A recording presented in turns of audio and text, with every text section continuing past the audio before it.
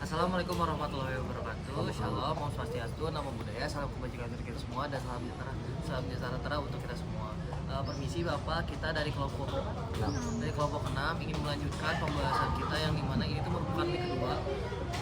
Dan topiknya yang kita bicarakan untuk week kedua ini itu tentang classical and scientific perspective, yang dimana itu tuh merupakan istilahnya tuh tentang scientific perspektif lah, dari beberapa perspektif gitu. Yang pertama itu kita pengen ngebahas tentang bisa dibilang manajemen sebagai ilmu dan seni. Ada yang mau bantu ngejelasin? Boleh, aku mau ngejelasin nih tentang manajemen sebagai ilmu dan seni. Nah, manajemen bisa dipandang sebagai ilmu maupun seni. Bagaimana cara pandang sebagai ilmu menggunakan pendekatan logis, rasional, dan juga sistematis dalam memecahkan masalah yang didasarkan pada data, teknik, dan juga analisis yang objektif yang pastinya. Nah, untuk pandangan sebagai seni itu tuh lebih menekankan intuisi, pengalaman, insting, dan bahkan wawasan pribadi dari manajer yang dibutuhkan keterampilan konseptual, komunikasi, dan juga interpersonal maupun manajemen waktu. Nah, di sini tuh berarti manajemen yang baik itu bisa digambarkan sebagai perpaduan antara logika dan juga intuisi. Terus sebenarnya tuh ada penting nih teori dan sejarah dalam manajemen. Ada yang tahu nggak ya? Ya udah, aku bantu jelasin. Menurut aku kenapa dari Aisyah jelasin dan tentang ilmu dan seni itu merupakan suatu hal yang bersangkut paut dengan manajemen, karena ini tuh tergantung sama sejarahnya dulu. Jadi kalau misalnya tentang teori itu kan ibaratnya kan memberikan kerangka konseptual, yang dimana kita tuh memberikan pandangan terhadap sebenarnya manajemen itu seperti apa. Dan juga sejarahnya tuh kayak membantu manajer kayak belajar dari pengalaman masa lalu. Jadi agar kalau misalnya seorang manajer itu punya study case baru, tentunya punya permasalahan pribadi yang bisa dibilang itu tuh case baru. Cuman kalau misalnya kita lihat dari case-case belakang, mungkin dia bisa belajar dari hal tersebut gitu. Nah, kan itu kan kalau sejarah dulu ya.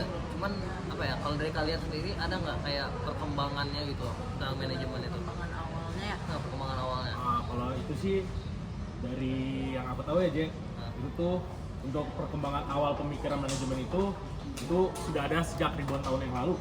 Nah, itu dari contohnya itu bisa kita ambil dari Mesir dan Babilonia, itu dalam pembangunan piramida dan hukum tertulis. Nah, terus selanjutnya itu ada Yunani dan Romawi, itu dalam pembentukan struktur organisasi dan komunikasi. Terus ada Cina dan Persia dalam sistem pemerintah dan perdagangan. Nah, untuk tokoh awal yang berpengaruh dalam perkembangan pemikiran manajemen ini itu ada Robert Owen di tahun 1771 sampai 1858. Dia itu menekankan pentingnya sumber daya manusia dan kesejahteraan pekerja. Terus ada Charles Babbage dia dari 1792 sampai 1871. Dia itu fokus pada efisiensi kerja dan penerapan matematika dalam manajemen. Nah, selanjutnya itu kayak kalian ngerti gak sih tentang perspektif manajemen klasik? Nah, itu ada yang bisa jelasin nggak? Izin ngejelasin ya. Di sini ada dua. Yang pertama ada scientific management. Tentunya fokus pada kerja individu. Untuk penemunya sendiri ada Frederick Taylor, Frank, dan Lillian Gilbert. Nah, itu ada administrative management. Dia itu fokusnya itu untuk mengelola organisasi secara keseluruhan. Pokoknya penemunya sendiri dia itu ada Henry Fayol, Max Weber, dan Lillian Ulrich. Kelebihannya menjadi teori manajemen modern keterbatasannya terlalu mekanistik dan menganggap bekerja sebagai alat produksi.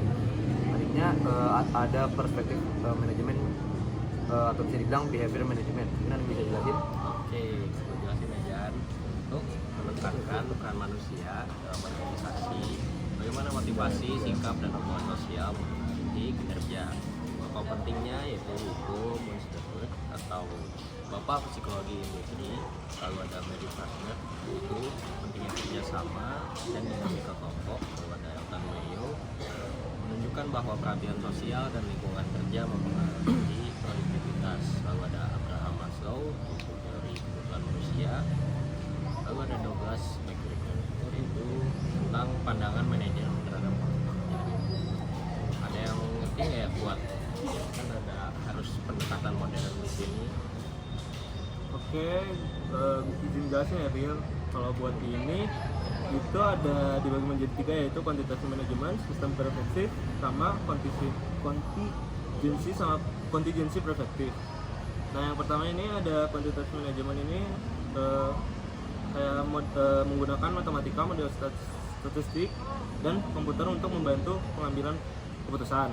Yang ke sistem perspektif ini organisasi dipandang sebagai sistem terbuka yang saling bergantung satu sama lain. Nah yang terakhir ini ada contingency perspektif. Di sini tidak ada satu cara terbaik untuk mengelola organisasi. Nah, itu dari sini.